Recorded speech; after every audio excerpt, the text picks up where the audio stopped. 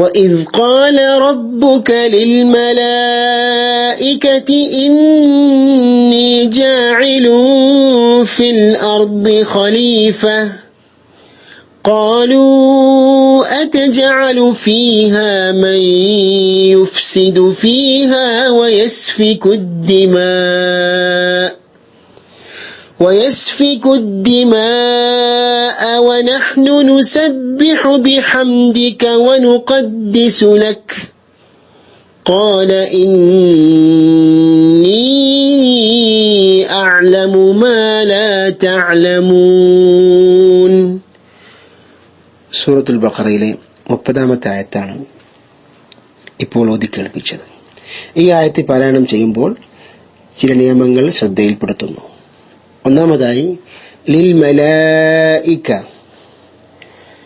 ഈ പദത്തിൽ ദീർഘമുണ്ട്, 4-5 ഖദ്ർ നീട്ടേണ്ടതാണ്. ഇന്നി ഇവിടെ മണിക്കേണ്ടതാണ്, നൂന്റെ മേലെ ശദ്ദ് വന്നു, 2 ഖദ്ർ മണിക്കേണ്ടതാണ്. ജാഇലുൻ ഫിൽ അർദി, അവിടെയും നാം മണിക്കണം. ഇഖ്ഫാഉൻ ഹഖീഖി എന്നാണ് ആ നിയമത്തിന്റെ പേര്. തെൻവീന് ശേഷം ഫാ വന്നു. ഫാ ഇഖ്ഫാഇന്റെ അക്ഷരങ്ങളിൽ ഒന്നാണ്. തെൻവീന്റെ ശബ്ദം അവ്യക്തമാക്കി മണിച്ചുകൊണ്ട് ഓതേണ്ടതാണ്. ഖാലൂ അതജഅലു, അവിടെ മദ്ദുൽ മുൻഫസിലാണ്, 4-5 ഖദ്ർ നീട്ടേണ്ടതാണ്.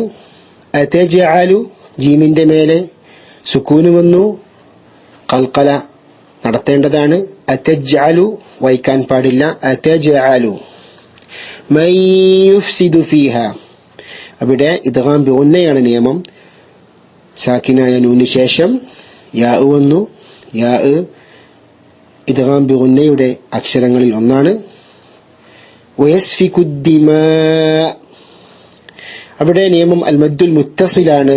നിർത്തുകയാണെങ്കിൽ 4-5-6 ഖദ്ർ വരെ നീട്ടാവുന്നതാണ്. എന്നാൽ നിർത്തുമ്പോൾ നാം ശ്രദ്ധിക്കേണ്ടത് നിർത്തി ശേഷമുള്ള പദം കൊണ്ട് ആരംഭിക്കരുത്, മറിച്ച് വയസ്ഫിക്കുദ്ദിമാ മുതൽ തുടങ്ങേണ്ടതാണ്. ഖാല ഇന്നി അഅലമു, അവിടെ മണിക്കുകയും ദീർഘിപ്പിക്കുകയും വേണം. നൂന്റെ മേലെ ശദ്ദ് വന്നു, 2 ഖദ്ർ മണിക്കേണ്ടതാണ്. അതിനുശേഷം ദീർഘമാണ്, അൽ മദ്ദുൽ മുൻഫസിൽ ആണ് നിയമം, 4-5 ഖദ്ർ നീട്ടേണ്ടതാണ്. ഒന്നുകൂടി നമുക്ക് ഈ ആയത്ത് പൂർണ്ണമായും കേൾക്കാം. وَإِذْ قَالَ رَبُّكَ لِلْمَلَائِكَةِ إِنِّي جَاعِلٌ فِي الْأَرْضِ خَلِيفَةً قَالُوا أَتَجْعَلُ فِيهَا مَن يُفْسِدُ فِيهَا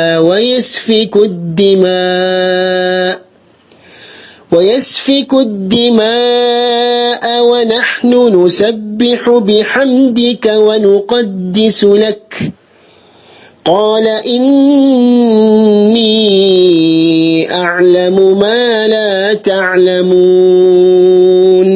السلام عليكم ورحمة الله وبركاته. بسم الله الرحمن الرحيم. الحمد لله رب العالمين، والصلاة والسلام على نبينا محمد وعلى آله وأصحابه أجمعين. أما بعد، رب اشرح لي صدري ويسر لي أمري واحلل عقدة من لساني يفقهوا قولي. സഹോദരങ്ങളെ, ഇന്ന് സൂറത്തുൽ ബഖറയിലെ 30-ാമത്തെ ആയത്തിന്റെ പഠനത്തിലേക്ക് നമ്മൾ കടക്കുകയാണ്. وَإِذْ قَالَ رَبُّكَ لِلْمَلَائِكَةِ إِنِّي جَاعِلٌ فِي الْأَرْضِ خَلِيفَةً قَالُوا أَتَجْعَلُ فِيهَا مَن يُفْسِدُ فِيهَا وَيَسْفِكُ الدِّمَاءَ وَنَحْنُ نُسَبِّحُ بِحَمْدِكَ وَنُقَدِّسُ لَكَ قَالَ إِنِّي أَعْلَمُ مَا لَا تَعْلَمُونَ. ഇവിടെ ഈ ആയത്തിൽ പരാമർശിച്ചിട്ടുള്ള വാക്കാർത്ഥങ്ങൾ ഇത് ഖാല പറഞ്ഞ സന്ദർഭം, റബ്ബുക നിന്റെ രക്ഷിതാവ്, ലിൽ മലായികത്തി മലക്കുകളോട്, ഇന്നി നിശ്ചയമായും ഞാൻ, ജാഇലുൻ ആക്കുന്നവനാണ് അല്ലെങ്കിൽ ഉണ്ടാക്കുന്നവനാണ്. ഫിൽ അർളി, ഭൂമിയിൽ. ഖലീഫ, ഒരു ഖലീഫയെ അല്ലെങ്കിൽ ഒരു പിൻഗാമിയെ, ഒരു പ്രതിനിധിയെ എന്നൊക്കെയാണ് അർത്ഥം. ഖാലു, അവർ പറഞ്ഞു, അതജഅലു, നീ ആക്കുകയോ, ഫീഹ, അതിൽ, മൻ യുഫ്സിദു, നാശമുണ്ടാക്കുന്നവരെ, ഫീഹ, അതിൽ, വയസ്ഫിക്കു, ചിന്തുകയും ചെയ്യുന്ന, അദ്ദിമാ, രക്തങ്ങളെ, വനഹ്നു, ഞങ്ങളാകട്ടെ, നുസബ്ബിഹു, ഞങ്ങൾ തസ്ബീഹ് ചെയ്യുന്നു അല്ലെങ്കിൽ ഞങ്ങൾ സ്തോത്ര കീർത്തനം നടത്തുന്നു, ബിഹംദിക, നിന്നെ സ്തുതിച്ചുകൊണ്ട്, വനുഖദ്ദിസു, ഞങ്ങൾ പരിശുദ്ധിയെ വാഴ്ത്തുകയും ചെയ്യുന്നു, ലക്ക, നിനക്ക്, ഖാല, അവൻ പറഞ്ഞു, ഇന്നി അഅലമു, നിശ്ചയമായും ഞാൻ അറിയും, മാ ലാ തഅലമൂൻ, നിങ്ങൾ അറിയാത്തത്. അപ്പോൾ സഹോദരങ്ങളെ, ഈ വാക്കാർത്ഥങ്ങൾ ചേർത്ത് കഴിഞ്ഞാൽ ഈ ആയത്തിന്റെ അർത്ഥം, ഞാനിതാ ഭൂമിയിൽ ഒരു ഖലീഫയെ ഏർപ്പെടുത്താൻ പോകുകയാണ് എന്ന് നിന്റെ രക്ഷിതാവ് മലക്കുകളോട് പറഞ്ഞ സന്ദർഭം. അവർ പറഞ്ഞു, അവിടെ നാശമുണ്ടാക്കുകയും രക്തം ചിന്തുകയും ചെയ്യുന്നവരെയാണോ നീ ഏർപ്പെടുത്തുന്നത്? ഞങ്ങളാകട്ടെ നിന്റെ മഹത്വത്തെ പ്രകീർത്തിക്കുകയും നിന്റെ പരിശുദ്ധിയെ വാഴ്ത്തുകയും ചെയ്യുന്നവരല്ലോ. അവൻ, അള്ളാഹു പറഞ്ഞു, നിങ്ങൾക്കറിഞ്ഞുകൂടാത്തത് എനിക്കറിയാം. ഇതാണ് സൂറത്തുൽ ബഖറയിലെ 30-ാമത്തെ ആയത്ത്. ഇവിടെ ഈ ആയത്ത് പഠിക്കുമ്പോൾ നമ്മൾ മനസ്സിലാക്കേണ്ടത്, സൂറത്തുൽ ബഖറയിലെ 28-ാമത്തെ ആയത്തിൽ മനുഷ്യന് ജീവിതം നൽകിയതിനെ കുറിച്ച്, അതായത് നിർജീവാവസ്ഥയ്ക്ക് ശേഷം മനുഷ്യന് ജീവൻ നൽകിയതിനെ കുറിച്ച് അള്ളാഹു സുബ്ഹാനഹു വ തആല സൂചിപ്പിക്കുകയാണ്. അതിനുശേഷം 29-ാമത്തെ ആയത്തിൽ മനുഷ്യന് വേണ്ടി ഭൂമിയിലെ വിഭവങ്ങൾ സൃഷ്ടിച്ചതിനെ കുറിച്ച് അള്ളാഹു എടുത്തു പറയുകയാണ്. പിന്നീട് ഇന്ന് നമ്മൾ പഠിക്കുന്ന ഈ 30-ാമത്തെ ആയത്തിൽ മനുഷ്യൻ ലോകത്തിലേക്ക് കടന്നു വരുന്നതിന് മുമ്പ് തന്നെ അള്ളാഹു സുബ്ഹാനഹു വ തആല മനുഷ്യന് നൽകിയ ഉന്നത സ്ഥാനത്തെക്കുറിച്ച് സംസാരിക്കുകയാണ്. അതും നബി സല്ലല്ലാഹു അലൈഹി വസല്ലമ അഭിമുഖീകരിച്ചുകൊണ്ടാണ് ഈ ആയത്ത് ആരംഭിക്കുന്നത്, അല്ലേ? നബി സല്ലല്ലാഹു അലൈഹി വസല്ലമയെ അഭിമുഖീകരിച്ചുകൊണ്ടാണ് ഈ ആയത്ത് ആരംഭിക്കുന്നത്. ഇത് ഖാല റബ്ബുക, നിന്റെ റബ്ബ് പറഞ്ഞ സന്ദർഭം എന്നാണ് പരിശുദ്ധ ഖുർആനിലെ ഈ ആയത്ത്. ആരുടെ റബ്ബ്? ആരോടാണ് ഇവിടെ ഖുർആൻ ആദ്യമായി സംസാരിക്കുന്നത്? ആരോടാണ് ഇവിടെ അഭിസംബോധന ചെയ്യുന്നത്? അത് മുഹമ്മദ് നബി സല്ലല്ലാഹു അലൈഹി വസല്ലമയാണ്. അതുപോലെ തന്നെ ഇത് എന്ന അറബി പദം കൊണ്ടാണ് ഈ അഭിസംബോധന ആരംഭിക്കുന്നത്. പരിശുദ്ധ ഖുർആനിലെ നിരവധി സ്ഥലങ്ങളിൽ പല വിഷയങ്ങൾ ഈ രൂപത്തിൽ ആരംഭിച്ചിട്ടുള്ളത് ഇത് എന്ന അറബ് പദം ഉപയോഗപ്പെടുത്തിക്കൊണ്ട് ആരംഭിച്ചിട്ടുള്ളത് നമുക്ക് കാണാൻ കഴിയും. അവിടെയൊക്കെ ആ വിവരിക്കുന്ന വിഷയത്തിന്റെ പ്രാധാന്യം ഓർമ്മിപ്പിക്കണം എന്നതിന് വേണ്ടിയിട്ടാണ്.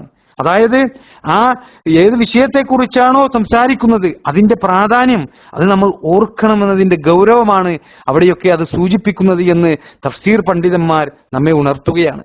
ഇവിടെ ഈ ആയത്തിൽ മനുഷ്യ സൃഷ്ടിപ്പിന്റെ ആരംഭം, അതുപോലെ തന്നെ മനുഷ്യവർഗത്തിന്റെ ശ്രേഷ്ഠതയും അള്ളാഹു മനുഷ്യരെ സൃഷ്ടിച്ചതിൽ അടങ്ങിയിട്ടുള്ള ചില യുക്തിരഹസ്യങ്ങൾ, ഇതൊക്കെ വിവരിക്കുന്ന സന്ദർഭമാണ് ഇനിയുള്ള വാക്കുകളിൽ പരിശുദ്ധ ഖുർആൻ പ്രതിപാദിക്കുന്നത്.